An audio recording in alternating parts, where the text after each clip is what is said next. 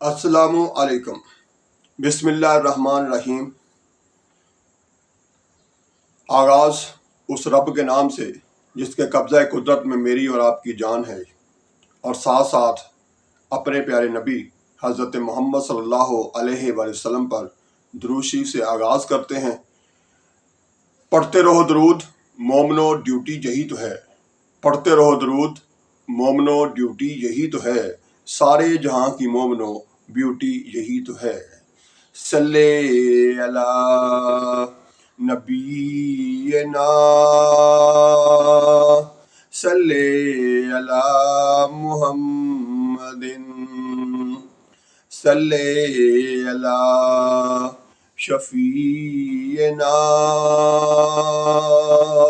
صلی علی محمد۔ سچے مسلمانوں اور پیارے پاکستانیوں، سب سے پہلے آپ کا شکریہ کہ آپ ویڈیو کو روزانہ دیکھتے ہیں، لائک کرتے ہیں، شیئر کرتے ہیں، اور سب سے بڑی چیز یہ کہ آپ اس عزم کے ساتھ کہ آئندہ زندگی میں ہم جو کچھ سنیں گے، جانیں گے، اس پر عمل بھی کریں گے، اور اسی طرح سے آپ لوگوں نے چینل کو سبسکرائب کر رکھا ہے، آپ کا بھی بہت شکریہ۔ اب آتے ہیں آج کی حدیث کی طرف۔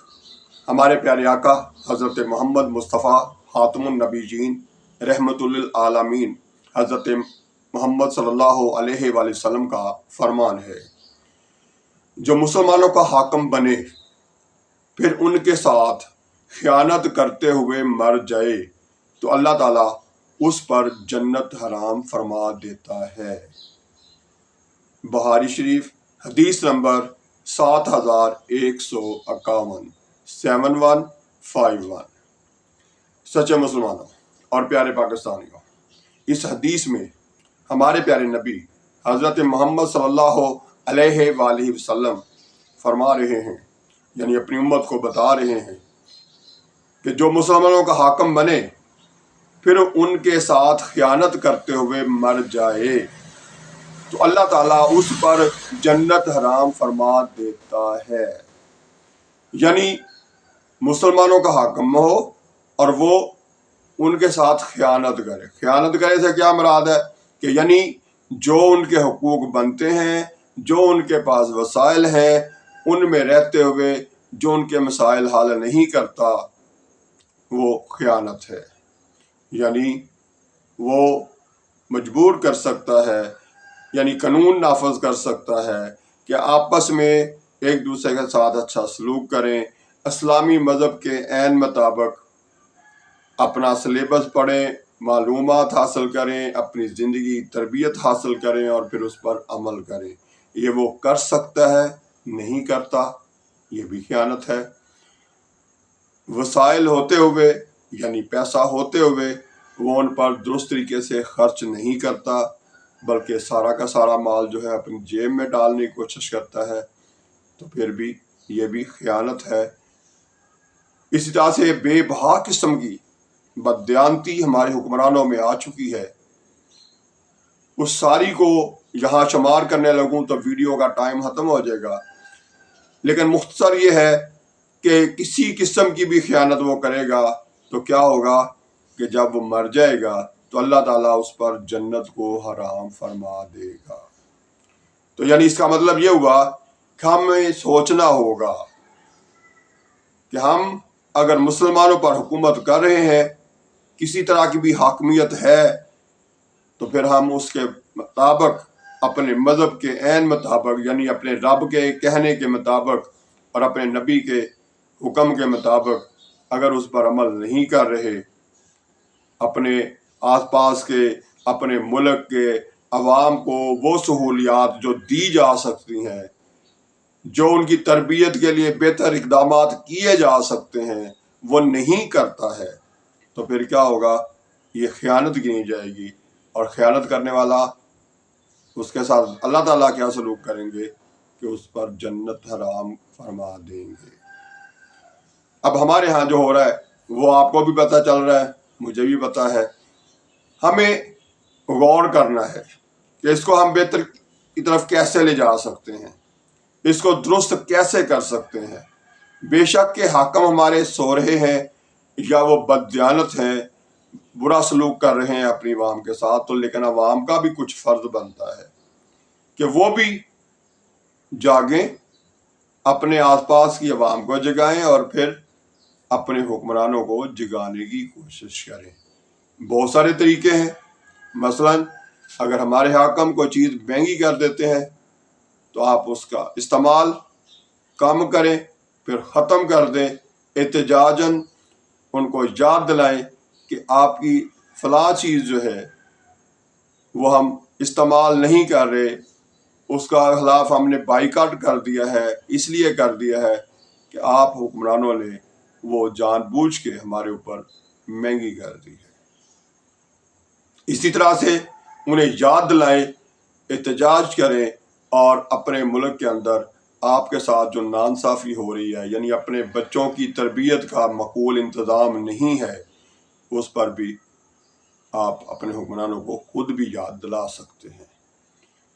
احتجاج کرنا صرف یہی نہیں ہوتا کہ توڑ پھوڑ کی جائے، کوئی چیز توڑ دی جائے، کوئی نقصان کیا جائے اپنے ملک کا، اپنی قوم کا، بلکہ احتجاج اس طرح سے بھی ہوتا ہے کہ آپ صرف اس کے خلاف آواز بلند کریں، شور مچائیں اور بار بار کریں اور یاد دلائیں، چاہے وہ سوشل میڈیا ہو، چاہے آپس میں 4-5 لوگ بیٹھے ہوں تو اس پر گفتگو کریں، جہاں جہاں جو کام جو ہے اس میں خیانت ہو رہی ہے، بددیانتی ہو رہی ہے اور وہ حکمران ٹھیک کر سکتے ہیں، ان کی طرف توجہ دی جائے۔ اب دیکھیں، مثال کے طور پر ہمارا پولیس کا نظام جو ہے وہ بہت زیادہ خراب ہے۔ اس کو ٹھیک کرنے کے لیے 2 طریقے ہیں۔ ایک تو یہ ہے کہ اس کے خلاف آواز بلند کی جائے، دوسرا طریقہ یہ ہے کہ اپنے آپ کو لڑائی جھگڑوں سے بچایا جائے تاکہ ہم پولیس کے ہتھے چڑھے ہی نہ، آپس میں مل جل کر رہیں، ایک دوسرے کو معاف کرنے کی پالیسی اپنائیں اور ایک دوسرے کے ساتھ اچھا سلوک کرنے کی سوچ اپنائیں اور اس کا عملی مظاہرہ کریں، تاکہ نہ جھگڑا ہو، نہ آپس میں کسی قسم کی ناچاکی پیدا ہو اور نہ وہ پولیس اسٹیشن جانے کا سبب بنے۔ ایک احتجاج اس طرح سے بھی کر سکتے ہیں اور یہ سب سے بہتر ہے۔ دوسرا یہ ہے کہ جہاں بیٹھیں وہاں پر گفتگو کریں کہ ہماری پولیس جو ہے وہ کس طرح سے، ایک پولیس ملازم جو ہے جتنی تنخواہ ماہانہ وہ گورنمنٹ سے لے رہا ہے، یعنی ہمارے دیے ہوئے ٹیکسوں میں سے وہ قومی خزانے سے لے رہا ہے، اتنا ہی پیسے وہ روزانہ کے تھانے میں سے لے کر جاتا ہے۔ وہ کس طرح سے لیتا ہے؟ 2 پارٹیاں آپس میں لڑتی ہیں، وہ تھانے پہنچتی ہیں اور تھانے میں پھر کیا ہوتا ہے، جو مالدار سامی ہوتی ہے اسے کہا جاتا ہے کہ آپ 50,000 دے دو، اور جو غریب آدمی ہوتا ہے اس سے 30,000 بٹور کے جیب میں ڈال دیا جاتا ہے، اور اس کے بعد ان دونوں کو رات کو تھانے میں بند کر دیا جاتا ہے، حوالات میں بند کر کے صبح انہیں عدالت بھیج دیا جاتا ہے۔ اب ایک پولیس والے کو ایک دن میں ایک کیس بھی مل گیا تو اس کی مہینے کی تنخواہ ایک دفعہ پھر مل گئی۔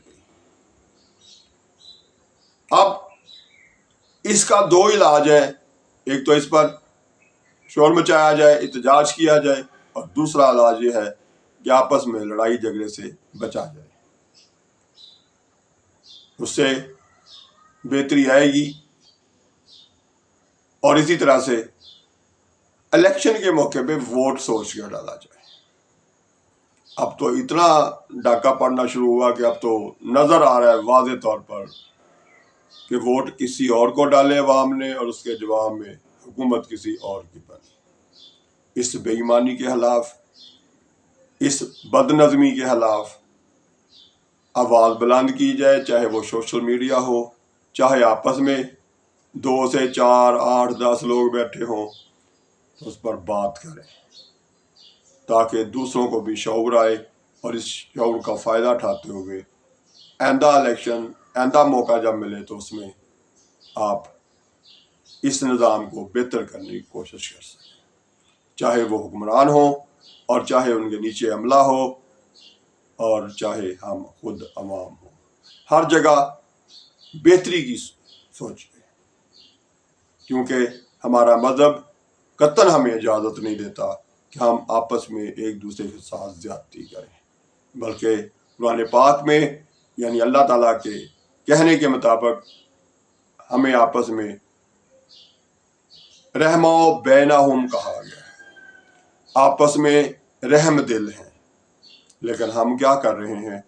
ہمارے اندر رحم دلی یہی ہے کہ ایک دوسرے کو لوٹ رہے ہیں، ایک دوسرے سے چھینا جھپٹی کر رہے ہیں اور زبردستی کر رہے ہیں، چاہے وہ دکاندار ہے وہ اپنا پروفٹ بڑھا کر، چاہے وہ سرکاری ملازم ہے وہ رشوت لے کر، اور چاہے وہ ایک عام پاکستانی ہے تو وہ جہاں بھی موقع ملتا ہے اپنے سے کمزور سے چھیننے کی کوشش کر رہے ہیں۔ یہ سراسر ہم اپنے مذہب کے خلاف کر رہے ہیں۔ اس کو درست کس نے کرنا ہے؟ ہم نے کرنا ہے۔ تو اس پر غور بھی کیجئے، آپس میں گفتگو کیجئے، ایک دوسرے کی سنیے اور سنائیے، اسی سے بہتری آئے گی۔ آئندہ ویڈیو تک کے لیے اللہ حافظ۔ پاکستان زندہ باد۔